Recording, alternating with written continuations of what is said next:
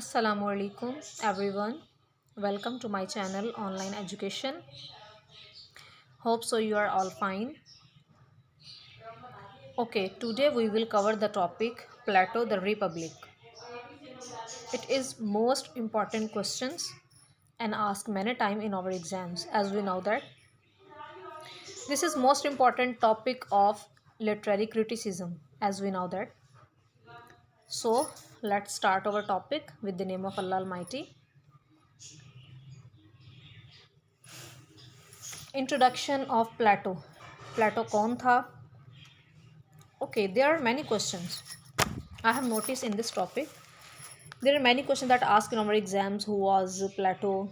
Who was the writer of this book, Republic? Who was the views about the Republic? One important thing, tell them the theory of imitation. इसमें अच्छी बात यह है कि Republic की book में एक थ्योरी दी हुई है, थ्योरी ऑफ इमिटेशन. ये एक इम्पॉर्टेंट क्वेश्चन है जो है वो एग्ज़ाम्स में पूछा जाता है. और लास्ट क्वेश्चन जो मैंने नोटिस किया है वो ये है कि why Plato hates poetry. Okay, so let's start. The most famous student of Greek philosopher Socrates was Plato. Plato was the great philosopher, and his primary concentration was to introduce moral values in the society and to seek the ultimate truth.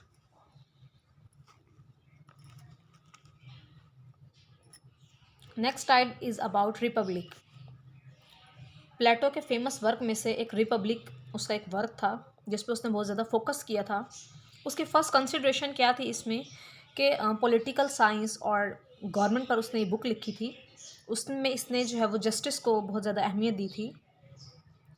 उसने इस book में लिखा था कि a group decided to create an imaginary city to define what justice look like. The city is divided into classes. उसने इस book में लिखा था कि जो शहर होता है उसको उसने दो लोगों में डिवाइड किया, दो तीन लोगों में डिवाइड किया. उसने कहा कि उसमें एक रूलर होना चाहिए, उसमें एक गाइडेंस होना चाहिए, उसमें एक प्रोड्यूसर्स होना चाहिए. Rulers who have an understand of right and wrongs, the guidance who protect the city, and the producers who provide goods and services for the people. Next है कि उसने प्लेटो ने किस चीज़ को क्रिटिसाइज़ किया था. उसने क्रिटिसाइज़ किया था पोइट्री को. उसने कहा था कि जो लिटरेचर होता है ना वो एक आर्ट है, like paintings, captures and others. What Plato thought of art in general deserve the first considerations and he is called that the theory of ideas. He says in the Republic ideas are the ultimate reality. जो idea होता है ना वो reality का उलट होता है, हमेशा रियलिटी का अल्टीमेट होता है. वो चीज़ें आइडिया की शक्ल में हमें धोखा देती हैं जब तक हम उनको शेप अप नहीं करते. एक इम्पॉर्टेंट बात जो सम टाइम MCQs में और जो है वो वैसे फिल इन द ब्लैंक्स में पूछी जाती है कि what are the ultimate reality dash are the ultimate reality. So we can say that ideas are the ultimate reality.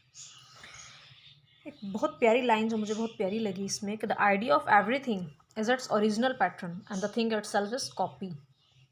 हर वो चीज़ जो हमारे आइडिया में है जब हम उसको एक शक्ल देते हैं तो उसकी कॉपी बन जाती है, और कॉपी रियलिटी से हमेशा दूर होती है. It is twice remove from reality.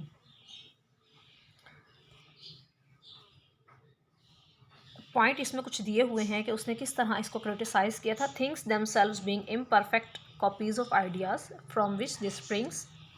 Their productions in art must be more imperfect stills. They take me away from reality rather than towards it. Art serves no useful purpose in society. Art का कुछ views दिए हैं उसने इसमें कि जो art होती है उसका सोसाइटी में कोई मकसद नहीं होता. There is no useful purpose, they are useless, they not get knowledge or nor intellectual values. Art is dangerous. You see in the screen theory of imitation, or you may say that theory of mimesis. In his theory of mimesis, Plato says that all art is mimetic in nature. Art is an imitation of life. He believed that idea is the ultimate reality. Idea imitates ideas and it is imitation of reality.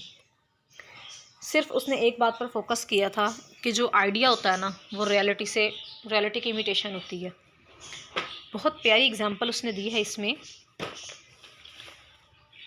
As you see in the last paragraph, he gives an example of a carpenter and a chair. उसने 3 लोगों का इसमें जिक्र किया है, एक carpenter का, एक चेयर का और एक पेंटर का। ठीक है, कारपेंटर के जहन में एक आइडिया आया कि उसने एक चेयर बनानी है। ठीक है, उसने चेयर बनाई, उसको फिजिकल शेप दी वुड के ज़रिए।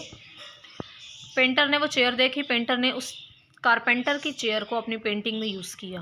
उसने एक पेंटिंग बनाई उस चेयर की। इसका मतलब है कि it is twice remove from reality, कि जो चीज़ कारपेंटर ने सोची थी वो पेंटर ने अपनी उसमें बना कर उसको रियलिटी से हटा दिया, उसको रियलिटी से ख़त्म कर दिया, उसको रियलिटी से ट्वाइस रिमूव कर दिया।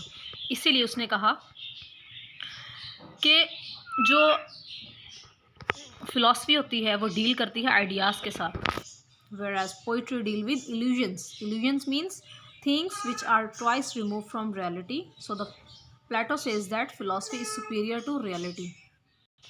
इसी तरह प्लेटो ने पोइट्री को रिजेक्ट कर दिया और उसने फ़िलॉसफी को प्रेफर किया। प्लेटो ने पोइट्री पर अटैक किया था। कैसे? कि प्लेटो ने क्या कहा था कि poetry is twice remove from reality and it makes mans believe in the imperfection. एक जो शायर है वो नज़म लिखता है, ऐसा तो नहीं है कोई एक लंबे अरसे से उस चीज़ को सोच रहा है और फिर उसको लिखा, नहीं, ये क्या ऐसा ही है?